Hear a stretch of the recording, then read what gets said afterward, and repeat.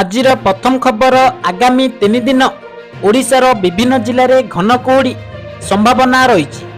घन कुहुड़ी पर राज्यर विभिन्न जिला को येलो वार्निंग जारी करिछि भुवनेश्वर आंचलिक पाणीपाग केन्द्र। आसंता 24 घंटा मध्य खोर्धा, कटक, नयागढ़, गंजाम, सुंदरगढ़, झारसुगुड़ा, संबलपुर, देवगढ़, सोनपुर, अनुगुल, ढेंकानाल, बौद्ध, बलांगीर, कलाहांडी एवं कंधमाल जिला को घन कुहुड़ी येलो वार्निंग जारी करा जायछि बोली सूचना रही। परवर्ती खबर जनवरी 22 तारिख रे प्रभु श्रीरामक भव्य मंदिरर प्राण प्रतिष्ठा उत्सव को नहीं सारा देश चलचंचल होई उठिछि। मीडिया एवं सोशल मीडिया सबुटी प्रभु श्रीराम एवं राम मंदिर को नहीं चर्चा लगी रही। तेबे यह मध्य एक मामला एवं समस्त को चकित कर देछि। एणिकी 5 टंकिया नोट रे महात्मा गांधी को फोटो बदल रहिब प्रभु श्रीराम को फोटो बोली सूचना रही। परवर्ती खबर आसंता 22 तारिख रे अयोध्या रे राम मंदिर प्राण प्रतिष्ठा उत्सव अनुष्ठित हेबो। एथिपाई केंद्र सरकार एवं राज्य सरकार अधा दिन छुट्टी घोषणा करिसेंती।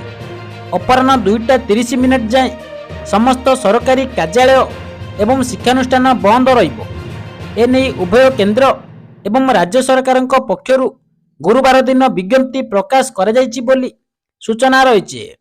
परवर्ती खबर कनिष्ठ शिक्षक नियुक्ति रे अनियमितता अभियोग आनी लोयर पीएनजी रे सहस आशायींक विक्षोभ करिसेंती। मेरिट लिस्ट प्रकाश करिबा पूर्वरु कट ऑफ लिस्ट प्रकाश करा जाय नथिबा अभियोग करिसेंती। सेहीपरि अधिक नंबर रखिथिबा अनेक प्रार्थी मेरिट लिस्ट रे नांती बोली अभियोग करिसेंती। सेपटे प्रकल्प निर्देशक कहते कौनसी अनियमितता होई नाही, खूब शीघ्र मेरिट लिस्ट प्रकाश पाइब।